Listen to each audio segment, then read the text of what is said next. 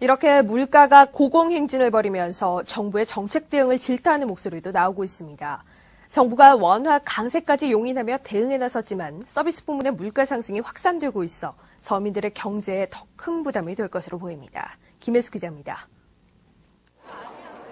소비자 물가가 석 달 연속 4%대의 상승률을 기록하면서 정부의 안일한 정책 대응에 대한 비난의 목소리가 나오고 있습니다.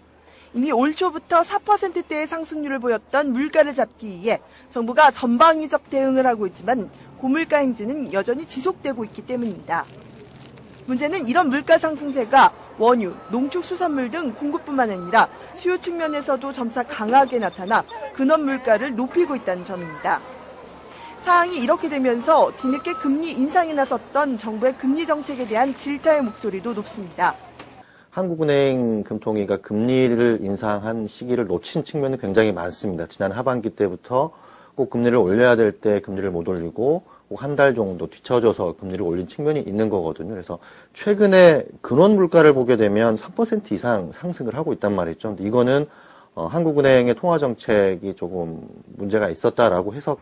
이미 지난 2009년부터 한국은행 내부에선 금리 인상의 필요성을 요구하는 목소리가 나왔지만 성장 중심의 정부 정책과 공조 체제를 초점에 두면서 뒷북 대응에 그쳤다는 비판이 나오고 있습니다.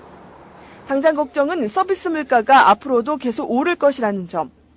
올 초부터 물가 상승을 주도했던 농축수산물 가격 상승은 꺾였지만 인플레이션 기대 심리로 외식비와 집세, 교육비 등 서비스 부문 물가 상승은 더 확대될 것으로 예상됩니다.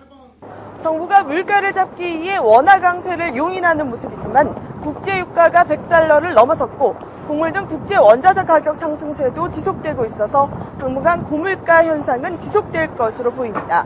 머니투데이 방송 김혜수입니다.